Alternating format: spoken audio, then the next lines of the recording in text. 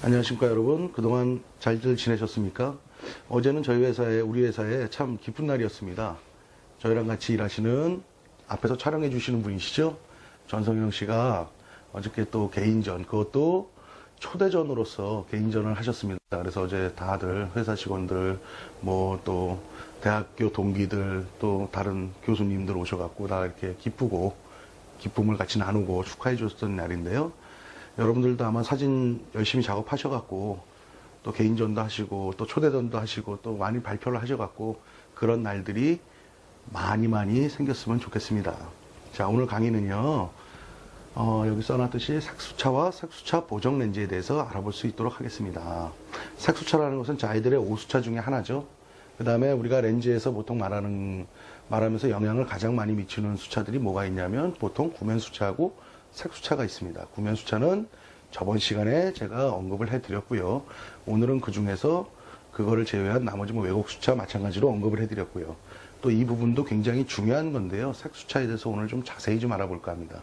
여러분들 그냥 편하게 이렇게 말하는 거 들으시면서 편하게 한번 들어주셨으면 고맙겠습니다. 자, 색수차라는 것은 무엇이냐면요. 구면수차라는 건 뭐라고 그랬습니까? 렌즈 주변부에서 굴절율이 크게 들어오기 때문에 초점이 맞지 않는 현상이라고 했습니다. 자, 그렇다면 색수차라는 것은 굴절율보다는 렌즈의 분산율 때문에 생긴다는 거죠. 그럼 결론부터 말하면 색수차가 생기게 되면 또는 색수차가 보정되지 않은 렌즈를 쓰게 될 경우는 어떻게 되냐면 마찬가지로 내가 초점을 정확히 맞췄는데도 불구하고 사진이 플랫해진다는 겁니다. 플랫해진다는 말 무슨 말씀인지 이해하시나요? 네. 사진이 플랫하고 이렇게 힘이 없다고 보면 맞을 것 같습니다. 그러면 색수차는 왜 발생을 하느냐 하면요. 여러분들 초등학교 때 스펙트럼이라고 그러나요? 그 빨주 노초 하나 무지개 빛이 왔을 때 이게 파장 때문에 이렇게 거리가 짧고 길게 보이는 현상. 그것 때문에 생기는 건데요. 우리가 볼 수 있는 광선은 뭡니까? 가시광선이라고 합니다. 가시광선. 그 밑에 거를 자외선, 그 위에 거를 적외선이라고 그러는데 우리 눈에는 볼 수 있는 광선을 가시광선, 그걸 400에서 700 나노메타 요 안에 있는 파장만 우리가 눈으로 확인을 할 수 있다는 얘기입니다. 여기에 짧은 파장 쪽이 뭐냐면 청색 계통이고요. 그 긴 파장 쪽이 적색 계통이고요. 빨간색이겠죠? 중간 파장쯤이 녹색이 되겠죠. 이렇게 하면은 청색은 파장이 짧다. 적색은 파장이 길다. 그 표시는 400에서 700. 표시는 뭐로 한다? 나노메타로 한다. 400에서 700 나노메타 사이를 우리는 가시광선. 가시광선이라는 것은 우리 눈으로 확인할 수 있는 광선. 700 나노메타보다 긴 거는 적외선, 400 나노메타보다 작은 거는 자외선이라고 합니다. 그래서 우리가 여기서 이 얘기를 해드리면 되겠네요. 여러분 UV 필터라고 쓰지 않습니까?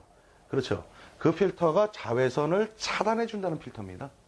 자외선 차단 필터입니다. 그래서 400 나노메타 밑, 즉 보통 니콘 걸 보면 뭐 L39 이렇게 써 있거든요. 390 파장 밑에 거는 다 차단을 해버린다는 얘기예요.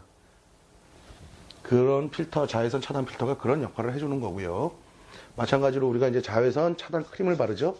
거기에서도 이런 파장들이 이렇게 써 있습니다. 거기에. 그래서 몇 시간 지속할 것이냐. 이렇게 되어 있는 건데, 자, 우리가 그래서 일단 색수차라는 것은 어떤 렌즈에 많이 발생을 하냐면요. 일단 망원 렌즈에서는 무조건 색수차가 발생을 한다. 그 다음에 광각 렌즈 또는 고배율 광각 렌즈가 있습니다. 뭐 광각부터 망원을 포함한다거나 초광각부터 중거리까지를 포함한다. 이런 거에서는 색수차가 필히 발생을 한다는 얘기입니다. 자, 그러면 우리가 예전에 색수차를 어떻게 보정을 했느냐 이거죠. 그러면 그렇게 색수차가 갖고 사진이 플랫해지고 그렇게 나온다면 그걸 어떻게든지 우리는 보정을 해갖고 가야 될 거 아닙니까? 그거를 어떻게 보정을 할까요? 여러분, 처음에는 색수차는 렌즈가 예를 들어서 볼록 렌즈를 하나 그려보죠. 한 장일 때는 청색은 파장이 짧아요. 녹색은 어떨까요? 이거보다 길게 가서 맺는 거죠. 적색은요, 여기 가서 맺는 거죠. 이런 원리거든요.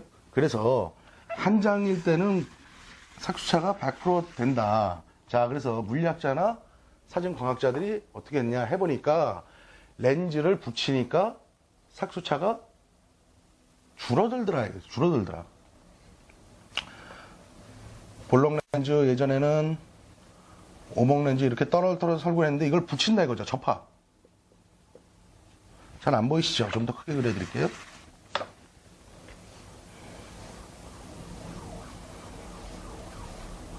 이렇게 렌즈를 볼록과 오목을 붙이더라 이거죠.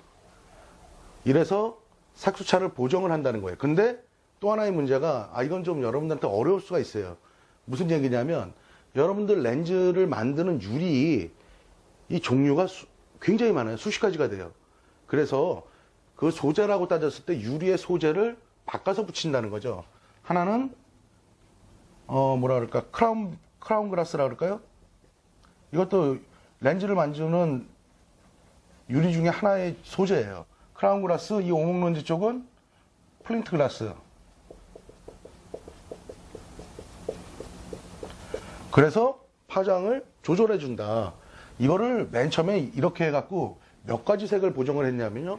두 가지 색을 보정을 했어요. 두 가지 색. 어떤 색 쪽이냐면 청자색 쪽하고 그 다음에 황색 계통을 보정을 해줬죠. 황색 계통. 자, 이런 렌즈들을 우리는 크게 무슨 렌즈라 그러냐면 색지움 렌즈라 그럽니다. 색수차를 지워준다. 색지움 렌즈라 그래요. 그래서 여기까지만 일단 제가 말을 정리를 해볼게요. 한 장일 때는 파장 때문에 초점이 맞는 게 일치하지 않는다. 그래서 플랫한 사진을 만들어진다. 그래서 소재가 다른 크라운 글라스라든가 프린트 글라스를 접합을 해줘갖고 두 가지 색을 보정을 해줍니다.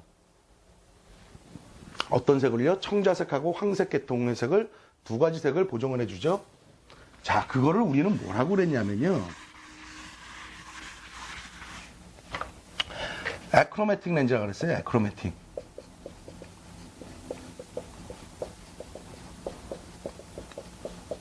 이 색, 이거는 두 가지 색을 보정을 해준 거예요. 두 가색? 말이 안 되죠? 두 가지 색. 두 개의 색을 보정을 해준 거예요. 그래서 여러분들이 요즘 흔히 나오는 뭐 아포라든가 ED 렌즈 있죠? 그 렌즈는 아포크로매틱 렌즈예요. 제가 그건 2부에서 말씀을 드리겠지만, 그거는 세 가지 색깔을 보정해 준 거예요. 색수차를 거의 완벽하게 보정해 준 렌즈예요. 근데 지금까지는 그게 만들어지기까지는 그럼 색수차를 보정해서 쓰진 않았느냐? 아니죠. 두 가지 색수차를 보정해서 썼다는 얘기예요. 그걸 우리는 뭐라고 그런다고요? 에크로매틱 렌즈라 그래요. 에크로매틱 렌즈는 어떻게 만들었다고요? 렌즈와 렌즈를 접합을 했어요. 소재가 다른 렌즈를, 크라운 글라스라든가 프린트 글라스라는 소재가 다른 렌즈를 접합을 해갖고 색수차를 보정을 했다. 청자색 쪽이나 황색 계통으로. 그거를 우리는 에크로매틱 렌즈다. 색수차가 나오면 플랫한 사진이 된다. 즉 어떻게 된다? 망원에서는 거의 100% 색수차가 난다. 그래서 요즘 나오는 근래에 대해서 나중에 이제 렌즈를 만들면서요. 뭐라 그럴까? 아포크로매틱 렌즈가 아니어도 우리가 아포나 ED라는 렌즈가 아니어도 색수차는 보정이 되어 있다는 거예요. 두 가지 색에 한해서 보정을 했다는 거죠. 세 가지 색, 청, 녹, 적. 그러니까 청색하고 녹색하고 적색, 단파장에서 장파장까지 색을 다 보정한 렌즈가 여러분들이 알고 계시는 우리가 흔히 말하는 아포 렌즈라든가 캐논에서 L렌즈, 망원 쪽의 L렌즈라든가 또는 뭐 니콘의 ED 렌즈라든가 이런 렌즈들을 에포크로매틱 렌즈라고 합니다. 이거는 2부에서 계속 알아볼 수 있도록 하겠습니다.